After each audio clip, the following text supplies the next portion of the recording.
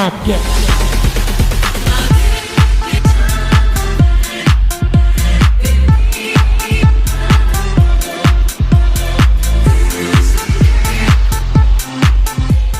Bom dia, seguidores, ouvintes e amigos do Subiu a Bandeira. Estamos aqui mais uma vez, última segunda-feira do ano. Tá acabando, mas o futebol não tá acabando. Estamos aqui também para o último Sabcast do ano. Eu sou o Leonardo Tavares e vou parafrasear o preparador físico do Iguaçu. O acesso era para 2, mas o título era só para 1. Eu sou o Eduardo Tavares e o Iguaçu vai sair campeão. Não, ele saiu campeão. Eu sou o André Zanetti e eu só tenho uma coisa pra falar. Chupa que o Iguaçu voltou pra segundona. Eu sou o Maicon Legati e o Iguaçuzão rumo à primeira divisão. Opa, é isso aí. Eu sou o apresentador, não apresentei o convidado, deixei ele se auto-apresentar. E assim, a gente tá aqui hoje com um convidado especial para falar um pouco como foi esses bastidores da campanha da terceira divisão, como que foi estar presente e participar diretamente, e ele aceitou o nosso convite para falar. Eu não mencionei o preparador físico na frase, mas é o nosso querido Juca Tages, preparador físico também campeão aí da terceira divisão. Sem mais delongas, vamos aí espremer um pouquinho o Maicon aí para ele contar. A primeira pergunta, óbvio que eu quero fazer, já tinha desfilado como campeão em cima de um caminhão de bombeiro? Não, primeira vez, Leonardo. Primeira vez e era um sonho, cara. Sei, foi. Um dia eu tenho que desfilar no caminhão de bombeiro. Achei que ia ser ano passado. Até tinha falado pra minha mãe que ia ser ano passado, né? Mas daí não deu, infelizmente, todos sabem por quê e esse ano a gente conseguiu, hein? E se alguém não sabe por quê, que assista o nosso Tem. Subiu a Não Suspeita tem Sabe lá. Retrô, mas fica na descrição aí. Match Day também. Só pra quem não sabe, né, pra continuar, o Maicon, ele é o diretor administrativo, né? Não só ele é administrativo no papel, né, mas que faz ter várias funções lá do Iguaçu, né? Então, O cara ajuda muito a Associação Atlético Iguaçu, cuida da parte administrativa, da parte de jogador. E então, antes da gente falar das glórias, chefe de delegação. a gente tem que falar do caminho, que foi dureza, né? Então, o antes do campeonato, a gente sabe que o Iguaçu, a gente sempre tá falando aí, o próprio Iguaçu sempre tá falando das dificuldades. E aí, Maicon, como que foi antes a preparação? Vocês passaram ali por... Esse ano foi atípico também, teve a Covid, que atrasou tudo o início do campeonato. Como que atrapalhou, né, cara, tudo, né? Exatamente, cara, atrapalhou o início, a preparação do time. Foi dureza, ir atrás de jogadores, arbitral, tabela, enfim. Foi bem complicado devido à pandemia, até a questão dos planejamentos. Nós planejamos para uma época de campeonato, acabou adiando, cada vez ia jogando mais para frente, e daí teve esse campeonato aí tiro curto. Nós nos programamos ali para um planejamento financeiro, mas na hora do pega ali foi totalmente diferente, era exames, era semifinais e finais, arbitragem por conta da casa, do time mandante, uma viagem longa que a gente fez e agora parece que tudo dobrou o preço das coisas, tanto o restaurante, hotel. Foi um ano bem atípico, um ano bem complicado, sem renda da nossa torcida também, que é uma parte muito importante na parte financeira, mas graças ao apoio das empresas aí, o sócio torcedor, o pessoal que ia doando, a gente conseguiu aí terminar o ano, conseguiu o acesso, conseguiu o título e com o caixa em dia aí, não ficamos devendo para ninguém, que é o importante, para começar 2021 aí com o cofre não cheio, mas tranquilo para tocar o ano aí. Como isso, todo mundo que tá ouvindo às vezes tem um pouquinho de curiosidade, como que você faz para preparar uma viagem para um time? Porque assim, você preparar uma viagem para tua família é uma coisa, você vai lá, vou no tal hotel, às vezes à noite vamos dar uma saída, assim, mas cara, se preparar para dar o quê? Umas 30 pessoas que vai para uma viagem? Se preparar para 20, 30 pessoas, acho que não é tão simples, né? Não é fácil. Esse ano até um pouco mais tranquilo, porque eu já tinha pegado o jeito, mas ano passado, como eram as primeiras vezes, foi bem complicado, cara, Só que a gente conta com o apoio também ali, o Rodrigo me ajuda bastante, a gente conversa com o Malca, que já 20 anos de futebol aí praticamente, os jogadores ajudavam muito, davam dicas e tal, mas é complicado, porque você tem que correr atrás do hotel, né? Geralmente você pesquisa com outros times, até bastante perguntava pro próprio Verê lá, que eu fiz uma amizade grande com o presidente deles lá, então eu indicava as coisas para ele indicava para mim. E daí você tem que procurar um restaurante que caiba dentro do orçamento, que não seja longe do hotel, que seja próximo ao hotel. Então é uma coisa... Não é difícil, não é fácil, desculpa. Não é fácil de você lidar. E também lidar com boleiro é complicado. São exigentes. Os caras são exigentes, querem do bom e do melhor, e qualquer coisinha eles estão lá pra pegar no pé. Mas eles ajudam bastante também. E também o que dificulta um pouco, Michael, que nem você já comentou, e que nem a gente jogou lá em Paranavaí, né? Olha a distância que é daqui, né? Então você achar algum restaurante, alguma coisa na região mais perto, é mais fácil, que você já conhece, né? É um hotel, mas agora você vai lá pra Paranavaí, é um lugar que às vezes você nem conhece, nunca nem foi na vida. E daí você tem que montar todo o horário do treino, do reconhecimento de gramado, com a comissão técnica, preparação, descanso também dos jogadores, né? E isso afeta muito no resultado depois lá, né? Se você não tivesse a organização. E a gente ali, que acompanhou de dentro da diretoria também, a gente via o jogo, por exemplo, era no domingo, era tipo na terça, quarta-feira, ali o Michael e o Rodrigo, principalmente, já estavam correndo atrás de tudo isso para chegar no dia e não dar nenhum erro, né? A gente pegou como exemplo o próprio Paranavaí, que veio jogar aqui, não sei se foi Miguel ou não deles, né? Pior que não. Que quebrou ali o ônibus deles, enfim. Mas foi o quê? Um erro de planejamento deles, né? Qualquer história de ônibus a quebrado gente já começa assusta um pouco, né? A gente já fica com o pé até a torcida. Pô, quebrou o ônibus, cara. Pô, mas de novo. Até esse dia do jogo do Paranavaí, que nós soubemos que quebrou o ônibus, já pensamos, manda buscar os caras. Né? Manda um ônibus nosso, manda um ônibus da autarquia municipal, a prefeitura cedeu pra nós o ônibus pra buscar os caras. Legal. E o legal que você falou também é essa interação que tem com outros clubes, né? Você falou que fez amizade aí com o pessoal do Verê. E eu acho interessante, já que são clubes que estão pela mesma briga, mais ou menos são compatíveis na questão financeira, na questão de disputa, então é muito interessante esse contato. Claro, tem uns que cedem mais, são mais abertos à conversa, tem outros que são mais fechados, mas é importante. Mas voltando um pouco, assim, antes, e a questão de jogadores, assim, você participou diretamente na parte de registro dos jogadores, vocês foram buscar jogadores, eu não digo em cima da hora, mas com certeza com preparação, mas como foi adiado o planejamento do campeonato, vocês foram atrás buscar jogadores, contratar. Você participou diretamente disso, né? Claro, não da parte técnica, digamos, a parte técnica cabe à comissão técnica, mas você na parte administrativa ali ajudou também a ir atrás de jogadores, já conhecia alguém? Sim. Foi em cima da hora mesmo, porque a gente tinha um planejamento, nós tínhamos 9 a 10 jogadores contratados da segunda divisão, que iam disputar a segunda divisão, né? Então acabava lá dia 7 ou 8 de novembro, eles vinham pra cá, treinavam uma semana, não precisava treinar a parte física, já estavam atuando, só a questão de entrosamento, e daí fomos pegos de surpresa com essa parada de 30 dias que teve a segunda onda e tivemos que mudar todo o nosso planejamento, buscar jogadores de fora, São Paulo, Rio Grande do Sul. Aí já aumentou os custos também das despesas por causa da questão das transferências, né? Nós queríamos jogador que já estivesse no Paraná, mas não foi possível, daí cada transferência em Rio Grande do Sul em torno de R$ 1.000, R$ 1.500, e então já aumentou, já elevou mais ainda o custo do planejamento financeiro. Mas eu participei diretamente sim, a gente tinha o nosso grupo lá da montagem do elenco, eu era o que procurava o vídeo dos caras, procurava os dados, procurava nome, onde jogou, altura, idade, olhava os vídeos dele, mandava pro Malca, pro Bruno, pro Juca lá que analisava. E então participei diretamente ali na montagem do elenco. Né? Um exemplo foi o goleiro Douglas, né? Que chegou aos 45 e não foi fácil. do segundo tempo e foi fundamental, né? Foi destaque na campanha, né? Cara, o Douglas foi muito bom, né, bicho? Eu curti. Cara, o Douglas veio do Marcílio Dias? Isso? Do Marcílio, ele jogou no Marcílio, mas ele não jogou no Marcílio, ele jogou no 15, ele já jogou no Paraná Clube. E pensa numa baita numa pessoa, cara. Sensacional, cara, dentro de campo e fora de campo.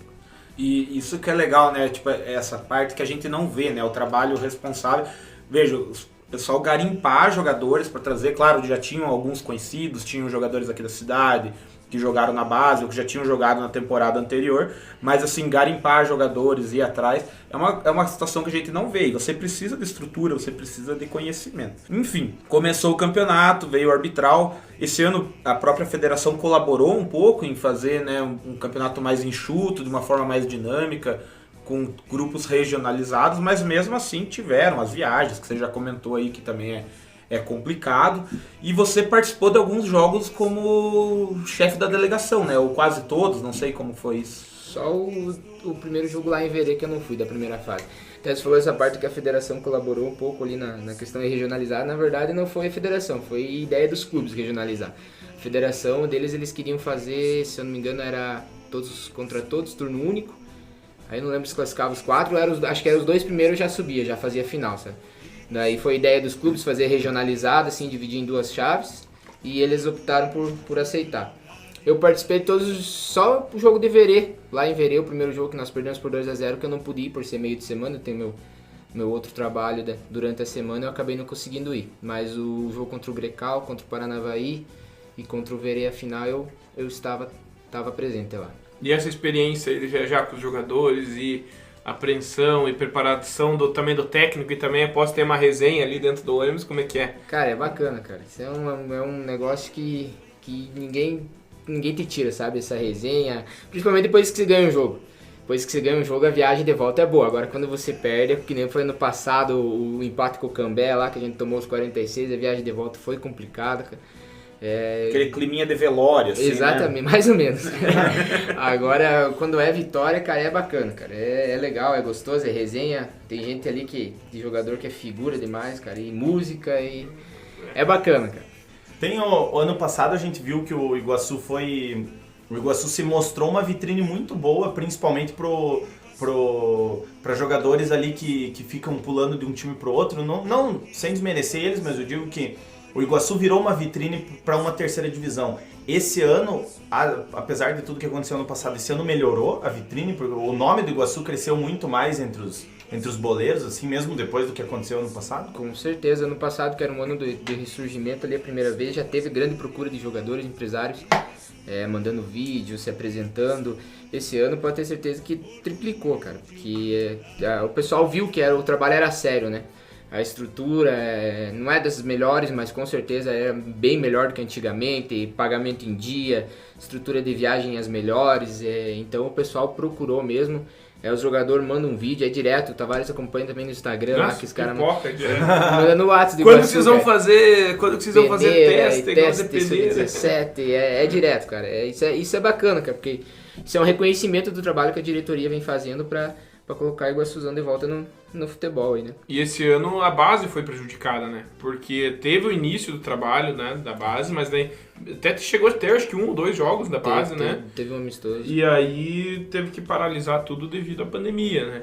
E ano que vem, provavelmente, não sei se vai ter a base, não sei se você já tem alguma posição. Só se sair vacina. Só sair a vacina. Então, vacina. Por um lado, financeiramente ajuda o clube, né? Porque você depende do alojamento, né? Sim. Manter todos os jogadores e até viagens também. Mas por outro lado, você perde em não ter, né, a base, aí revelando alguns jogadores até mesmo aqui da nossa região, né? E a gente vê o Eduardo falando assim com um pouquinho mais de propriedade, porque ele também, assim como o Maicon é diretor administrativo, cuida dessa parte dos bastidores, da parte organizacional do clube, e o Eduardo cuida da parte do marketing, ele é diretor do marketing, então por isso que ele até fala com uma certa intimidade maior aí com o Maicon. Eu sinto assim, eu me sinto um pouco excluído quando eu falo assim, não, porque nós da diretoria, fica eu e o Leonardo um olhando pro outro, assim, tá ligado? Mas que bom que a gente tem pessoas da diretoria que a gente conhece que fazem um bom trabalho, né? O Iguaçu, quando voltou no passado, isso até para nós torcedores, a gente sabia que seria uma diretoria séria, uma diretoria que faria um trabalho bom. Eu não sei dizer se preconceito é a melhor palavra, mas tipo assim, era um time ímpar com relação aos outros clubes que tipo, sei lá, por fazer um trabalho sério, o Iguaçu se destoava dos outros, assim, até com certo preconceito tratava o Iguaçu. Sim, principalmente não queria enfrentar dentro de campo, né? Esses negócios ali da semifinal ali, a gente sabe... A gente ouve boatos por aí que tiveram outros clubes envolvidos ali que não queriam nos enfrentar. Eu sei qual clube foi, mas não posso falar aqui, depois eu falo em off pra vocês. Mas a gente já soube dessa aí que os caras não queriam nos enfrentar em campo. E não tira a razão deles, porque o nosso time ano passado cresceu no momento certo. Eu tenho certeza que se nós classificássemos para a semifinal o acesso viria, porque o nosso time estava em ascensão ali, né? Ele não começou muito bem, foi crescendo durante a competição e na semifinal ia chegar no auge ali, então... a gente escuta essas coisas, mas tinha principalmente um respeito, né? Respeito grande, cara. E você fala disso, você fala que se tivesse classificado, a gente tinha... Eu concordo com você, mas eu sempre costumo dizer que tiraram a nossa chance de brigar pelo acesso. Mas eu concordo com a torcida que abraçou, a gente viu o estádio todo o jogo, era o ano do retorno do Iguaçu em campo, já desde a base lotava o estádio ali, em jogos do sub-17, sub-19, e aí veio o principal e a gente foi, digamos, prejudicado. Mas a vida é assim. Depois o Iguaçu foi retribuído, recompensado com o trabalho. Desculpa te cortar, Não, tudo bem. Mas uma coisa que a gente mostra que o trabalho estava sendo certo desde o ano passado. Até muita gente criticou alguns jogadores que vieram ano passado pro clube e tal, mas como o Michael citou, era um ressurgimento do Iguaçu, né? Que esse ano foram um destaque no jogar, né? O Hilber foi artilheiro no Paranavaí, que jogou com o Iguaçu esse ano. No Araucária, na segunda divisão, teve 2, 3 jogadores que disputaram no passado aqui também pelo Iguaçu e também foram muito bem esse ano no Araucária. Então, ou seja, desde o ano passado, por mais que foi o ano que o Iguaçu voltou em campo, né? Mostra que o trabalho que a diretoria estava fazendo já era de uma maneira correta, já era de uma maneira bem planejada, né? E esse ano também, com certeza o Iguaçu ele foi atrás de alguns jogadores que, obviamente, a torcida não conhece os jogadores, porque são jogadores que rodam muito, né? Mas eles chegaram e deram resultado. E muitos também aqui da base. Esse trabalho da base aqui, Michael, ele tem que ser valorizado, né? Por exemplo, o Guilherme, que é um cara que foi essencial ali pro Iguaçu. O próprio Bruninho, né? Que é da cidade aqui também. Pelo Iguaçu ele foi jogar outras 2, 3 divisões, né? O Xepa, não é também? O Xepa também. O Nicolas, não é também? O Nicolas não é da cidade. Nicolas jogou ano passado no profissional e ia jogar o 19, mas ele não é daqui não, ele é de Bandeirante. Mas esse trabalho da base é muito importante, sim. Prova que as escolhas lá na base sendo feitas estão sendo certas, né? Então o pessoal está subindo para o profissional e está se destacando, né? Uma coisa, ano passado, até pode parecer, você que não é iguaçuano e você que acompanhou, a gente teve bastante receptividade tanto no YouTube por conta dos Match Days quanto por causa do Subcast. A galera falando, vou acompanhar o Iguaçu por causa do Subiu a Bandeira. Isso a gente teve comentário em vídeo. Então você que não acompanha, você até às vezes pode não saber de como é uma preparação. A preparação para um campeonato não é igual o teu time, que tipo em dezembro já tá acertando as pontas, janeiro faz pré-temporada, fevereiro, março. Não é. Mantém o elenco, né? Exato, uma preparação mais curta e assim, muitas vezes são feitas escolhas, isso o Maicon tá aqui pode me desmentir, mas muitas vezes são feitas escolhas que podem não dar certo. O cara vê o vídeo do cara ser bom, ele vir fazer teste nos treinos, o cara arrebentar, chega no jogo, o cara não rende. Então, assim, eu posso estar falando alguma coisa errada e, novamente, se eu estiver falando errado, você me corrige. Essa história do time começar mal e engrenar para a fase final é até normal, né? Isso, tipo, não é errado o time começar mal e engrenar para a fase final porque a preparação consiste no tempo que treina antes e depois joga, né? Tipo, com o jogo rolando, com o campeonato começando, que pega entrosamento pra continuar, né? Não é certinho o que você falou, André. Como é um campeonato de tiro curto, o entrosamento tem que vir durante a competição, né? Você tem pouco tempo para se preparar, pouco tempo para treinar. Então a gente não tem o calendário cheio ainda, o calendário do ano, a gente tem que montar um time ali para 2 meses. Até dificulta um pouco achar jogadores, porque o pessoal pensa, poxa, mas vou essa distância, ficar fora de casa para jogar 2 meses, às vezes acaba desanimando, sabe? Mas é bem isso mesmo, o entrosamento vem, o time vai crescendo durante a competição, como foi ano passado, como foi esse ano também, não começou tão... Tem jogadores que vão chegando no meio do campeonato. E é uma prática, Michael, até se pode... Nessas divisões menores, até na primeira divisão dos campeonatos estaduais, é uma prática muito comum. Sim. Os jogadores fecharem contrato para jogar ali um período, um campeonato. Não é assim que nem no time grande, como o André falou, que você contrata o jogador a longo prazo, até porque o clube não tem a condição de segurar um jogador e o jogador também necessita estar sempre jogando. Aqui o Iguaçu agora não vai ter campeonato a princípio até abril. É abril, né? Abril. Não, então, mas se tiver algum outro campeonato em janeiro, às vezes o cara vai pra frente. É assim que funciona, exatamente, né? Geralmente esses times pequenos, eles não acertam salário com os jogadores, acertam pacotes, né? É tanto pra você jogar o campeonato, é o que a gente fez aqui, o pacote, as premiações. Até a gente tem um jogador que tem contrato longo, que é o caso do Bruninho, né? O Bruninho tem contrato com o Iguaçu até 2021, até o fim de 2021. E muito bom, porque o cara é bom de bola. E agora falando um pouquinho, a gente falou a volta do Iguaçu ano passado. Você participou desse processo até a refiliação do Iguaçu? Desde quando você ajuda o Iguaçu, assim, que você se integra no diretor do Iguaçu? Eu tô num projeto desde 2018, final de 2018, que eu fiz que o Rodrigo e o Fernando Barulho me convidaram para cuidar dessa parte de documentação, essas partes da viagem ali. Daí, apesar passando o tempo, a gente foi pegando outras funções para fazer tudo. Então, desde 2018 eu já tinha Até feito... gandula, né, Michael? O que precisar nós fazemos. Dá pra ver nas traduções se ele E assim, você até comentou agora há pouco que você tem o teu outro trabalho, né? Então você acaba, digamos, colaborando com o Iguaçu. E aí você entrou lá em 2018, o time nem tava jogando, e aí pegou gosto pela coisa? Gostei. Quem gosta de futebol, quem gosta de fazer essas partes administrativas ali, não tem, cara. Que nem você falou, é por amor, né? A gente gosta, isso é o que nem diz o Rodrigo, isso é a nossa cachaça, né? O Iguaçu é a nossa cachaça, é o nosso tempo livre lá, a gente gasta lá e faz com amor, faz com prazer, porque é isso que nos faz bem, né? E ali não tem Palmeiras, Corinthians, Flamengo, Santos, né? Todo Embora tudo o Rodrigo igual de foi- Iguaçu. O Rodrigo falou do Corinthians. Embora né? o Rodrigo quis comparar aí com o Corinthians ali, né? Por isso tem que comer muita farinha pra chegar aos pés do Iguaçu ainda, né? Mas uma coisa até que foi comentado, legal, é que assim, até acho que o Ali comentou na gravação, ou foi no off depois. É a única oportunidade que, tipo, por exemplo, nós 4 do canal, a gente tem a oportunidade, tirando o Brasil, de comemorar alguma coisa junto. Porque, tipo, os dois é Palmeiras, o Ali é Santos, eu sou Flamengo, então se eu tô feliz, os caras não tão felizes. Cara, quando o Iguaçu foi campeão, é um troço absurdo. Tipo, tá todo mundo na mesma vibe, cara. Isso é muito Cara, massa.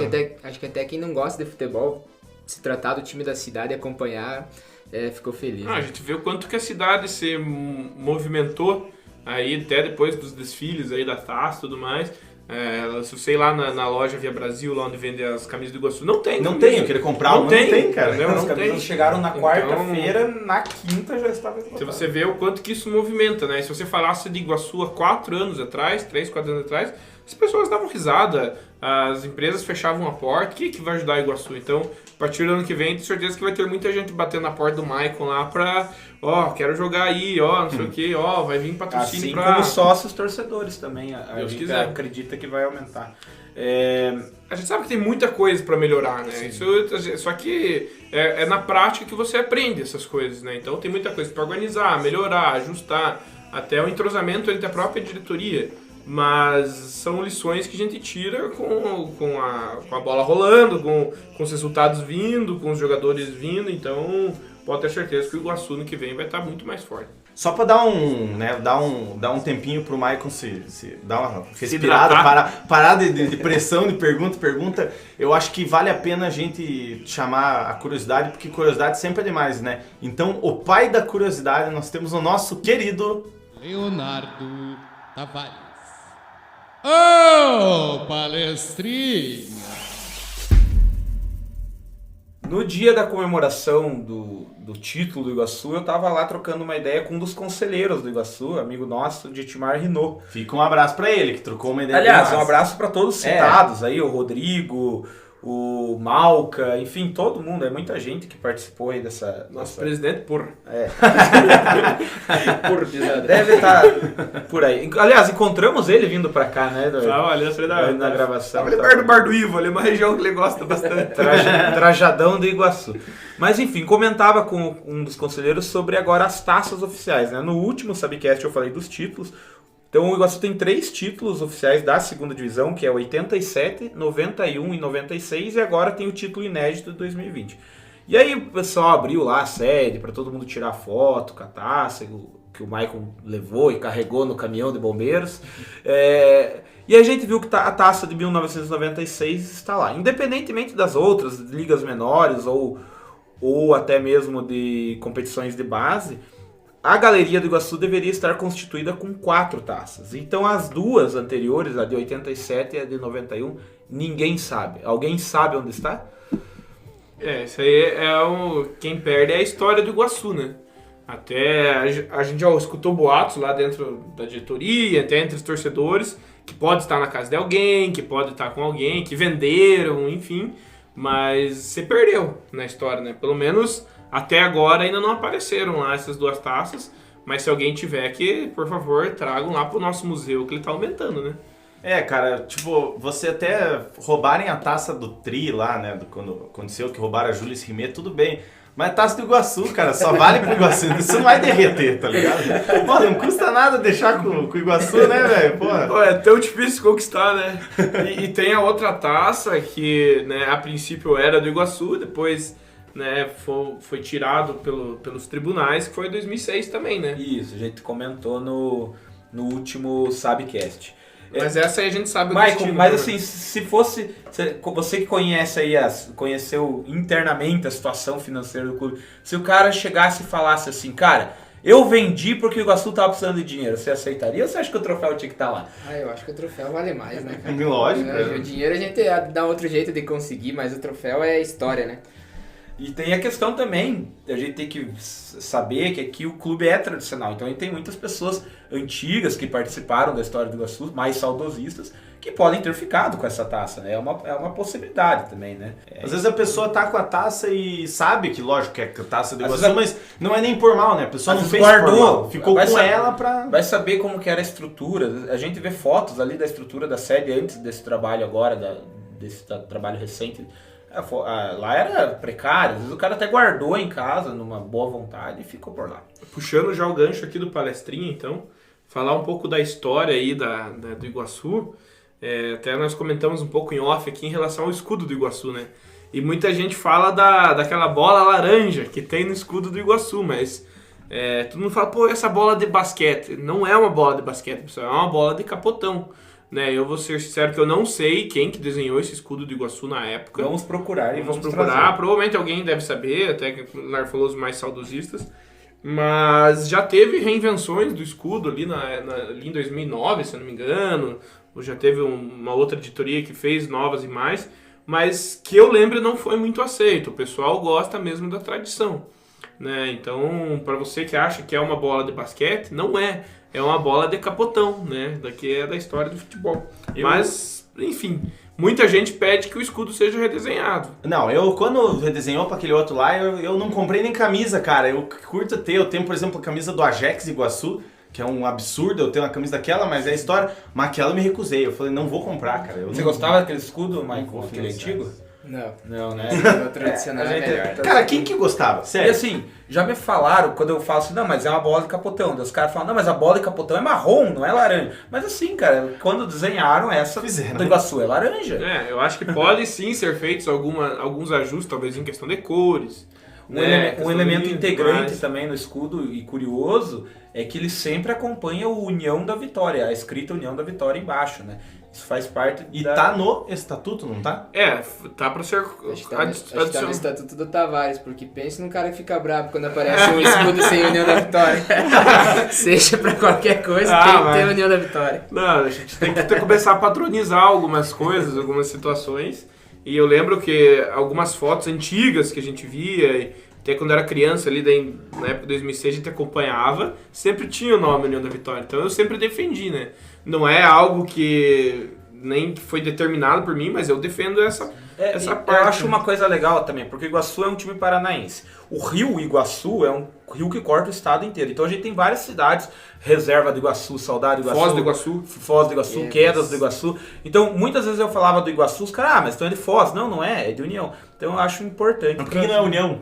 Por que não é? União é Francisco Beltrão, que vai jogar com nós ano que vem. Viu? Vale, agora só voltando também, remetendo ao palestrinha, menção honrosa, você que viu, acompanhou, participou da carreata, você ouviu muito o hino do Iguaçu. Quem escreveu foi o pai do nosso querido Rafael Damasceno, fica até um abraço pro Rafa Damasceno, o Bolinha. Cantado, né, a gravação original é do Bolinha, então fica um abraço pra ele. Inclusive ele fez um story falando, meu pai cantando, aí eu escutei meu pai cantando, não sei o que infelizmente já é falecido, mas fica a menção pra ele. E assim, falando ainda de hino, procura-se o DJ Cláudio. A gente quer saber quem fez a versão, por favor, se apresente. Quem Cara, fez a versão verdade, remix do hino, que é tocado desde 2006, lá quando a gente subiu. Quem é você, DJ Cláudio? Dizer, Cláudio. DJ Cláudio.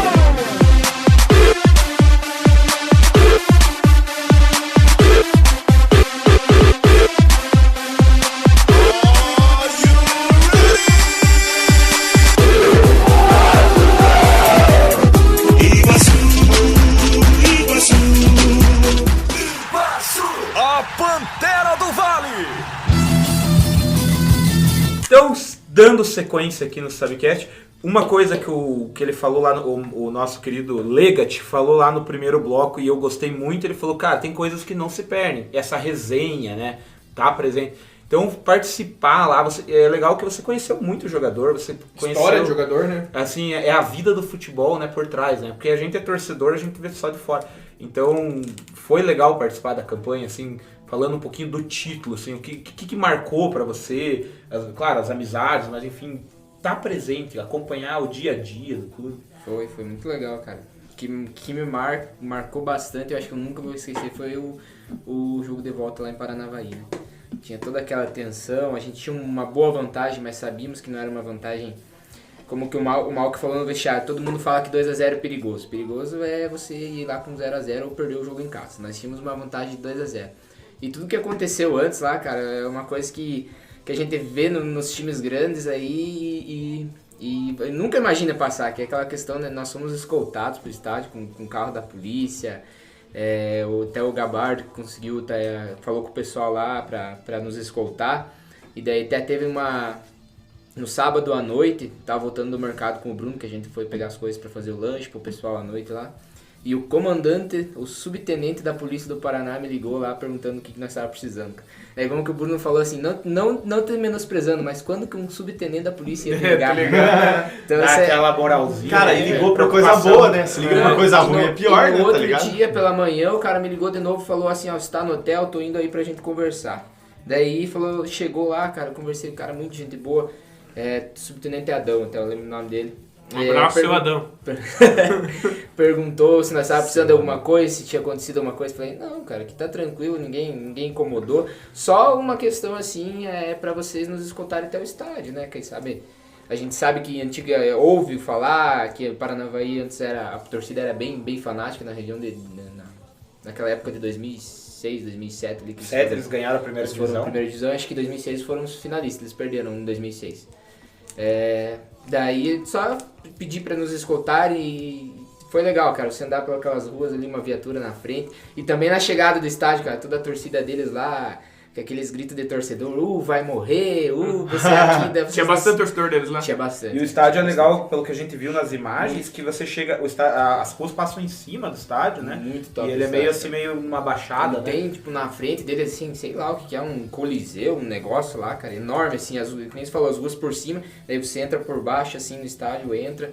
É um estádio de primeira divisão, cara. É top a estrutura deles lá. E falando do jogo do Paranavaí, vale se ressaltar que a gente só soube do gol do Iguaçu Graças à mensagem do Márcio, Eu ia né? falar também que quando caiu o sinal lá, cara, na correria, a gente fica ajudando no banco pra substituição, pra água e tal.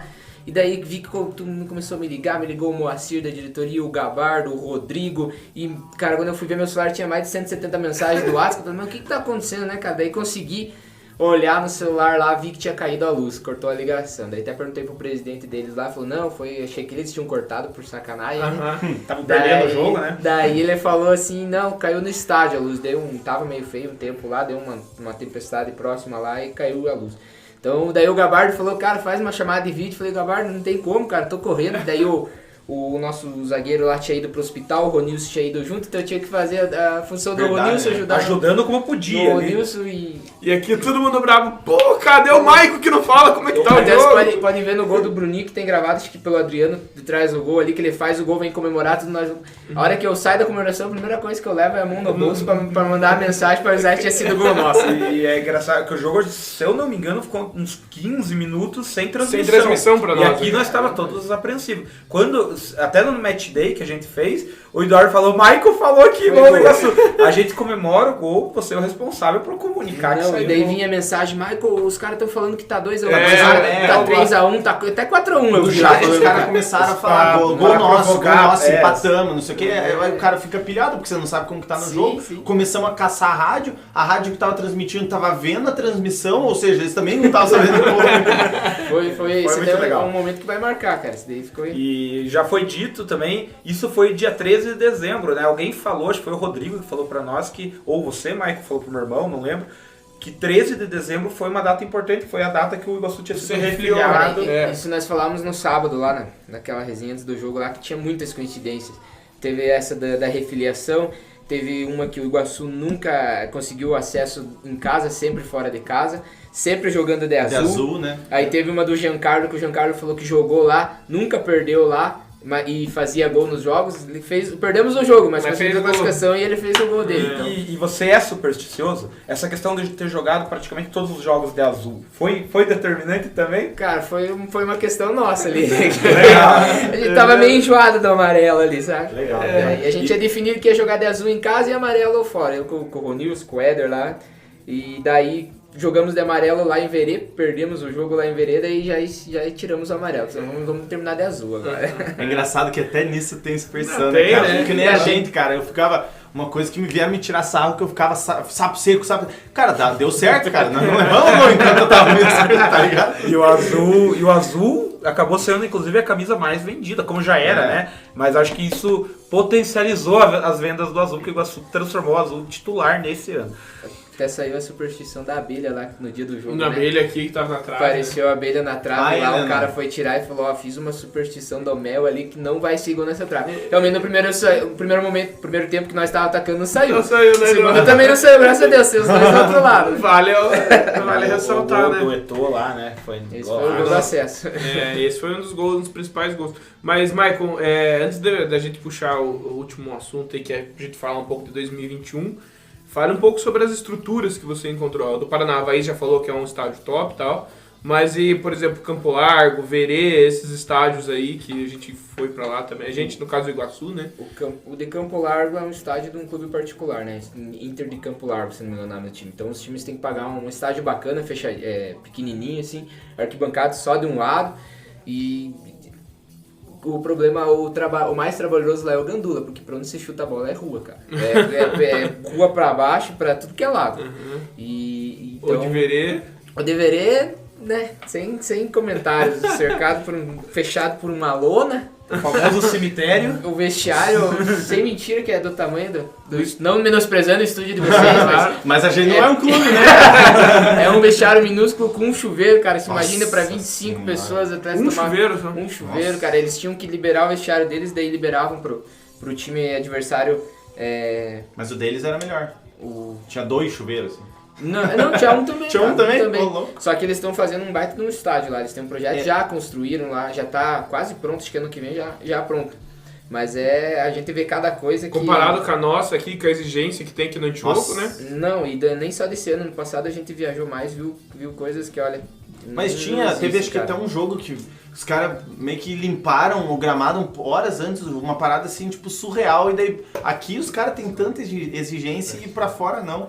Mas a gente sabe, até foi citado que dos 4 semifinalistas, apenas o Iguaçu não tinha um investidor, né? O Iguaçu, digamos assim, caminhava com as próprias pernas. Sim. Lembrando que sempre tem apoio de empresas e torcedores, né? Então, não é que o time caminha sozinho, mas o time não tem alguém... O enfiando grana, né? Iguaçu pode bater no peito e falar que foi a torcida que levantou A o torcida, Iguaçu, né? Até a diretoria, desde o presidente, que é o Ruski, que é um dos torcedores mais fanáticos que tem, né?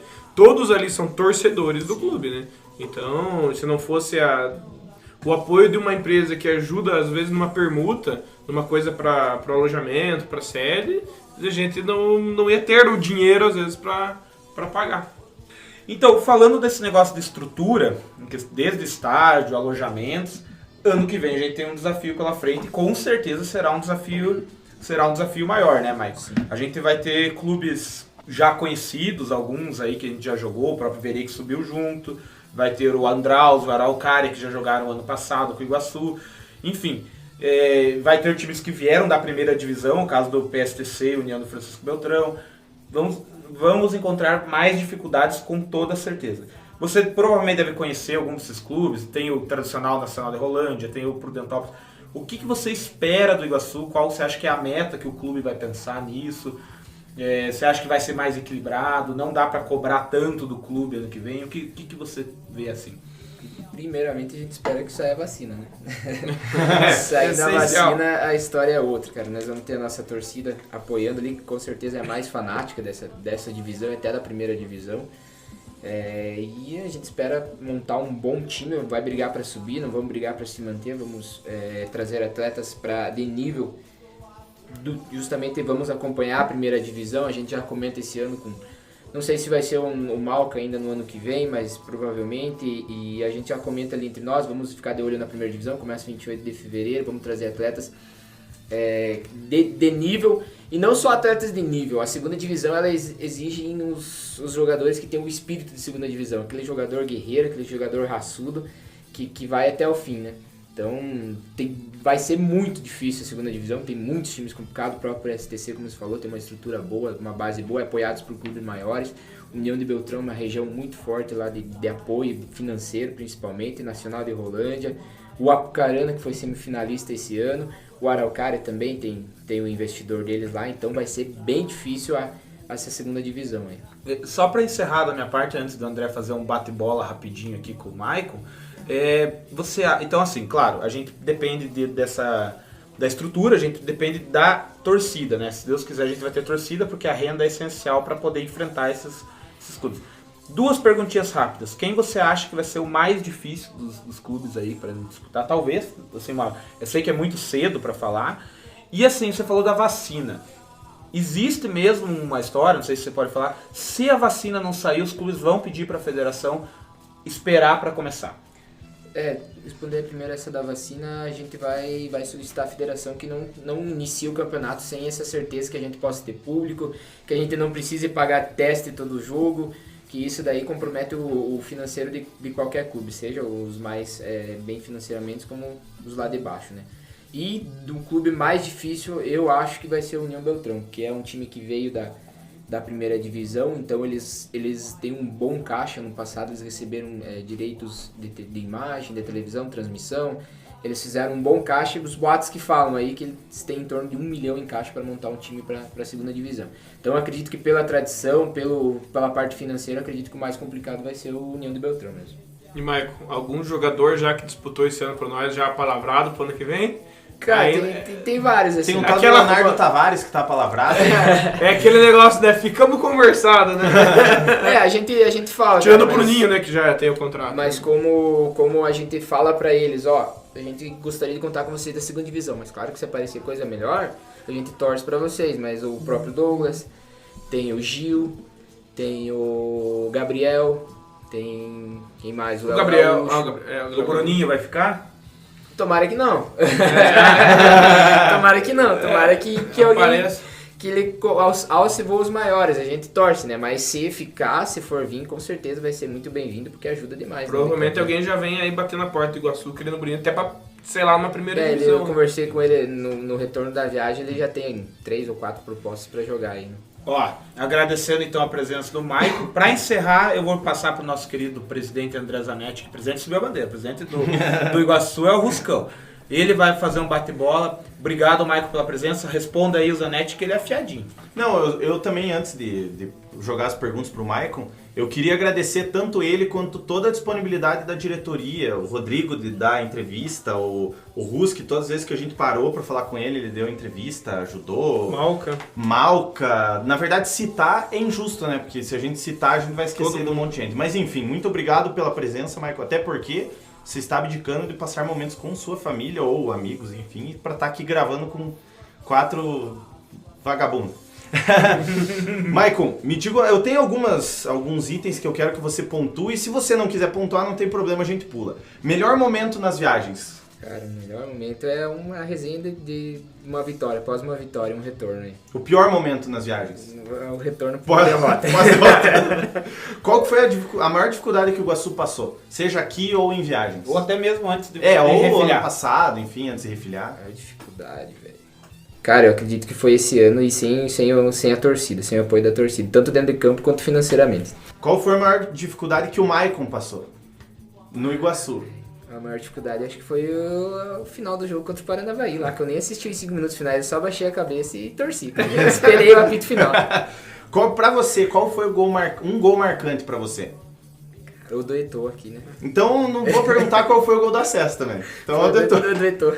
Um momento aleatório, marcante, engraçado, algum bastidor curioso que você tem pra contar que foi diferente pra você? Rolou aquele golinho no ônibus? Assim? Sempre rola. Ah, De Paranavaí, deveria rolou, sempre rola, né, cara? Certo, aquela Isso volta daí. dentro da taça foi meio... Não, eu não respondendo pelo Maicon, mas eu acho que essa conversa com o tenente lá em Paranavaí foi algo... Essa né? resenha que o Bruno falou assim, cara, quando que um tenente da polícia do Paraná vai te ligar, cara? E isso ficou, realmente fica, por que o cara vai me ligar, né, velho? O que a gente pode esperar pra 2021, pro Iguaçu? Pode esperar um time competitivo, com certeza brigando pra subir, né? Nunca passou pela mente montar um time pra se manter. Pode esperar aí que a diretoria vai trabalhar dia e noite aí pra montar esse time aí pra retornar à primeira divisão novamente, né? E pra finalizar, Michael segue ou Michael sai do Iguaçu? Segue. a não ser que o Santos contrate ele. Aí era uma boa.